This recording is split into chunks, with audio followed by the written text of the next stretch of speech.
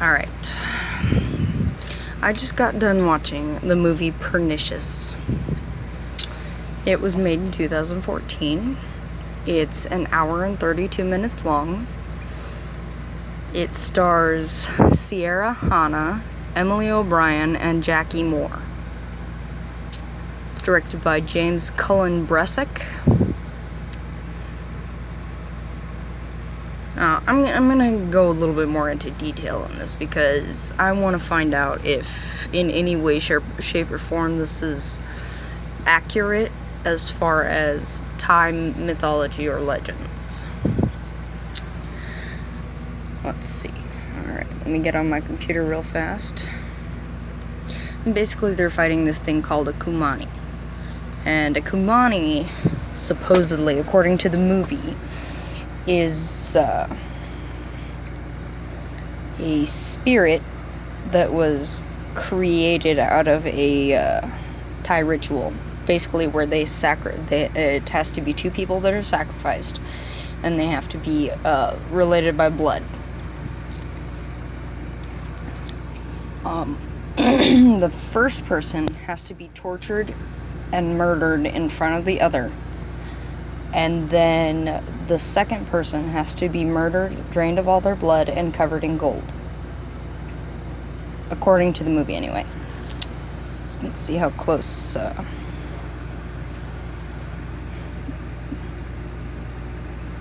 Let's go here instead. Sorry, I just got on Wikipedia.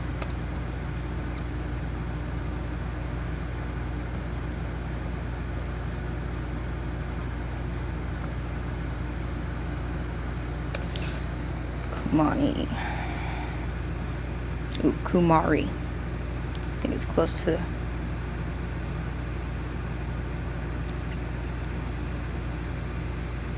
Okay. Sorry. Kumari. I was wrong.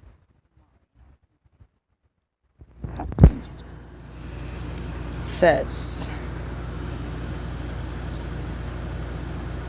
Kumari or Kumari Devi or living goddess, Nepal, is the tradition of worshipping young prepubescent girls as manifestations of the divine female energy or Devi in Hindu religious traditions.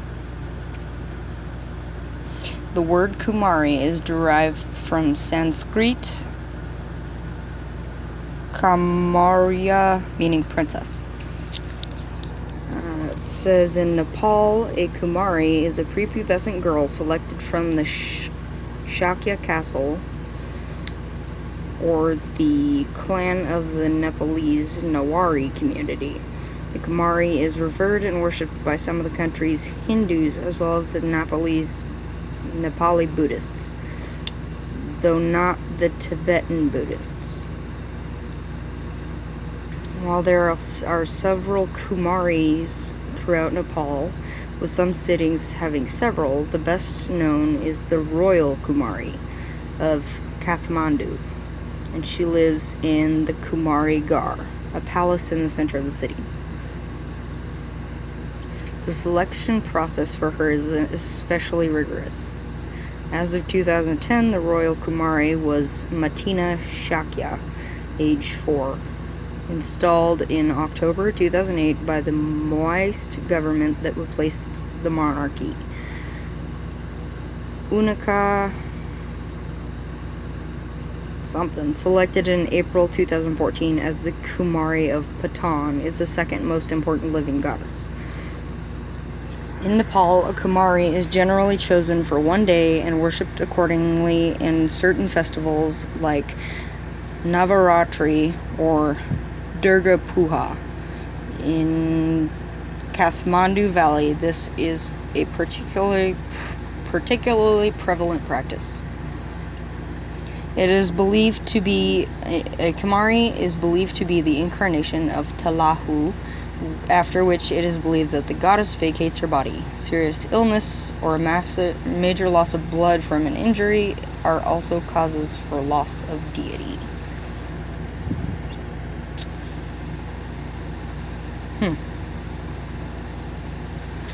Alright, well, I suppose I can see the connection between the movie and part of this, the major loss of blood, I guess. And as far as the whole thing being gold, like the little girl is dressed in a gold robe, but there's no real, oh look, this is just like the movie type of stuff. Well, anyway, in the movie, these 3 tourists from America go to Thailand because I guess that they are going to be tutoring children there to learn the alphabet. And they move into this, it's a house that this program put them in. And when they're wandering around, they uncover the golden statue of a little girl. And it looks just completely lifelike. Kind of like the human statues. But this is what I thought was really cool about it. The statue itself, they gave it the way that it was painted and everything, it looked like it was ancient. So that was pretty cool as far as everything goes. It looked like it had been around for hundreds, maybe thousands of years. Anyway, Thai cultures, lots of Asian cultures, they have little holy shrines that they have outside of houses and stuff like that. And, there's a lot of superstitions as far as not taking anything out of there or stuff like that. Well, of course, one of these women, she appears to be like the younger one. It's really hard to tell if they're related or not, but from my assumption is that they're all like sisters. Anyway, no, the youngest one takes this amulet from there, and this is when all this shit starts. And they've apparently got a week before they're gonna start actually tutoring these kids, so they're running about the city celebrating shit, and they pick up these 3 British dudes at the bar. And it's kind of weird because everything's pretty chill for the most part until like 25 minutes into it. Then it just gets really, really weird. Like, out of fucking nowhere, it gets like super gory, and you're like, what the hell?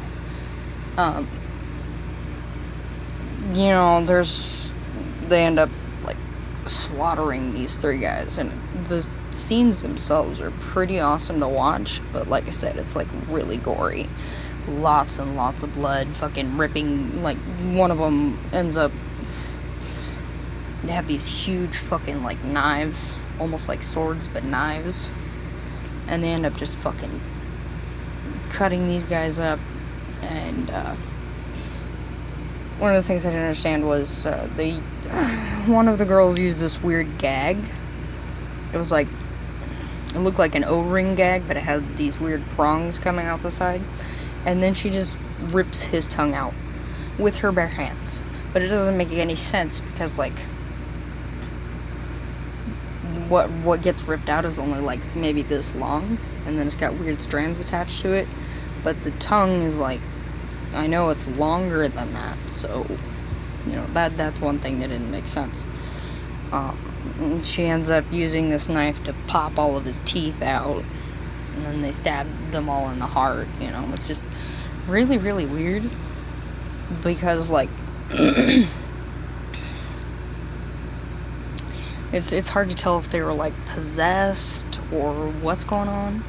Because, like, their assumption is they've been roofied. Because all 3 of them drank out of a flask that one of the guys had. But, none of the guys drank, and then they can't remember anything. They all just think they had, like, a massive, horrifying nightmare. But, like I said, overall, really, really weird. The movie itself, from what I gathered, like, this is another thing I didn't fully understand. They meet this witch or whatever, and I guess she's the one who helped create the Kumari. She's blind and drunk, that type of shit, living out in a hut in the middle of nowhere. And she told them that they had released her. And you don't really get a sense of how. Because, it's like, they slaughter these guys, and then all of a sudden the statue's gone. They think they've been robbed and shit. And, like, you don't get a sense of how this little girl, her spirit, has been trapped in this statue for a while, just randomly gets out.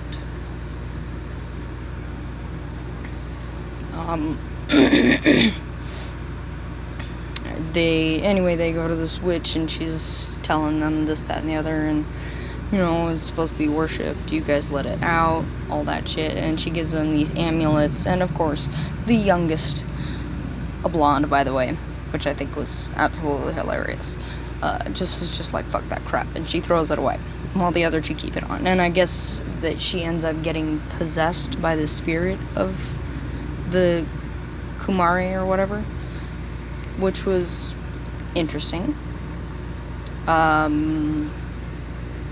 Anyway, they try to go back, and they're all seeing this girl and shit, like, they just see this gold girl that's chasing them around and trying to get them and shit, and they end up going back to the witch to find out what they can do to get rid of her. And of course, she's been killed. Like, she gets the shit beat out of her, and then her face smashed up with a rock, which was pretty cool. Like, they did not go easy on just like, okay, we'll do a little bit of it. No, dude, this shit's gory, which is pretty cool. But I guess the guy that lives, like, directly across from them, he's kind of crazy, I guess. They go to talk to him, and they find out that the statue is his niece. He helped his brother do this because his wife was pregnant with a son, I guess, which is, like, uber important to them or whatever. But she was sick, so it was to basically help her. And, after they get all this done, he goes up to check on his wife, on his brother's wife, and she's hung herself. So it was all for nothing. And, later on you see that she's, like, possessing this old guy's nurse. That's what they referred to him as. And she just fucking talking to him all chill and shit, just fucking cutting the guy up while she's possessing him. And, the last thing that you hear the nurse say, or her say, is, "Stop me, uncle," because she's slitting the guy's throat. She's already cut up his fucking arms. She's pretty much disemboweled him. You don't see any shit coming out, but she, like, took that knife deep. And, it was just, "Stop me, uncle." And then there's, like, a couple of seconds black, and these three women are busting in there because they heard the old guy shout. And he's sitting there over this guy's body, holding the knife, and they're all like, "You killed him!" And he's, he doesn't speak English, he speaks Taiwanese. And he's just, "No, I didn't kill him. And, he gets into a fight with one of them, and, one of the other sisters pushes him, and he cracks his head open on a table. And, they go back to the house, and they're all like, "Okay, let's get out of here. We need to get on a plane and leave, because this is just some crazy shit." And while the two of the sisters that aren't possessed are packing, they hear a scream, so they follow the other one down to the basement, find the body of the dead guy that the brunette killed, and then they both end up dying, getting their throats slit. There is one thing that I really enjoyed about the movie, like, closer to the end. All the stuff that they thought got stolen was gold. So there's, like, a huge obsession with gold in this movie, which I thought was pretty cool, because they can't find any of the shit. Any of it. Like, all of it's gone. But they go down to the basement, and there's just all this gold fucking piled up, and the one that's possessed is putting it on. She's all happy and giggly and shit. And, she kills the other two. And the first kill made sense, because like this chick's like this, and she slits her throat, which makes sense because if you have your head like this, all of your arteries are pulled forward. So you're gonna cut that artery and you're just gonna bleed out. So she gathers it in a bowl and shit. Well, anyway, she goes to the other one and she does the same thing. The only difference is that this chick's head's all the way back. Well, if you pull your head back, your arteries get pulled in as well. So if you slit somebody's throat like that, you're only gonna sever their windpipe. You're not gonna hit any major arteries. But, see, that's what didn't make sense. There's just blood all over the place. And I mean, I can kind of understand that, because right before she did that, she ripped this chick's tongue out. But at the same time, it's like, the system doesn't work like that. Anyway, then she ends up drinking this bowl of both of their blood, and, you know, she's all happy and doing the whole psycho fucking I just drank a bowl of blood type shit. And at the end of the movie, you see this chick contacting her sister's boyfriend. You know, they've got on the computer, it's like Skype or whatever. And she's pretending to cry. And she's like, well, something happened to Julia, you need to get down here. And then she'll close it, and the thing I liked about it is, like I said, there's a lot of really, like, oh my god, gold type of stuff. And when she's contacting her sister's boyfriend, she's got, like, bracelets, freaking necklaces. She's dressed in, like, the prettiest fucking outfit, and she's got, like, this massive gold belt and shit, and her eyeshadow is just fucking gold.